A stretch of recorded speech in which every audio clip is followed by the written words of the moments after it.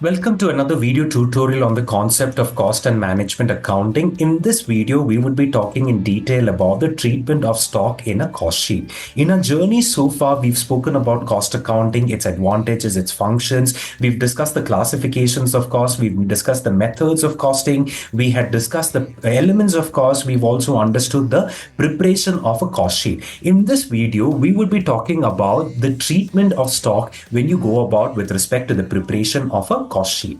Now, the stock of an organization can be of three types. You have stock of raw material, stock of work in progress, stock of finished goods. What we have to remember is, though from a financial accounting point of view, all these three would make up a part of your inventory. From a cost accounting point of view, these have got three distinct treatments. I'll repeat that. From a financial accounting point of view, it may not make much of a difference, but from a cost accounting perspective, the treatment of raw material, the treatment of work in progress, the treatment of finished goods is exclusive. Now let's discuss in detail how do we go about treating each of these stocks in a cost sheet.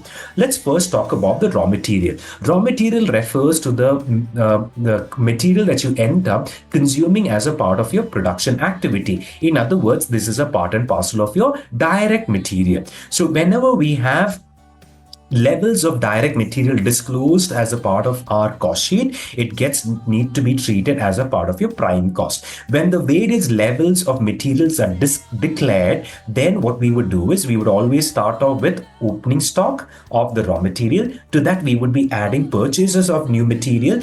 From that, we would subtract closing stock of raw material. From that, we would be getting cost of material consumed. So that we would be getting the cost of material consumed, and this becomes part and parcel of your prime cost. So opening stock, add purchases, subtract closing stock, we would get cost of material consumed. This is how we go about with the treatment of raw material.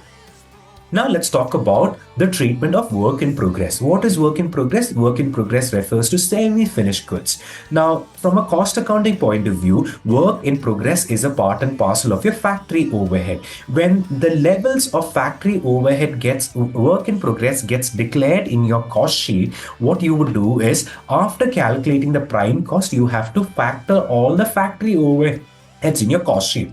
To that, you need to add the opening stock of your work in progress, subtract the closing stock of your work in progress. Eventually, you would get factory cost or works cost. So this is how we go about with the treatment of work in progress. Now let's talk about the treatment of finished goods. Finished goods is a part and parcel of your administrative overhead. The reason why this is being calculated here is to adjust for the cost of production. Now, whenever the finished goods levels are declared, what you need to do is, after calculating cost of production, you need to add the opening stock of finished goods. You would subtract the closing stock of finished goods. You would have an exclusive new division, which is referred to as cost of goods sold.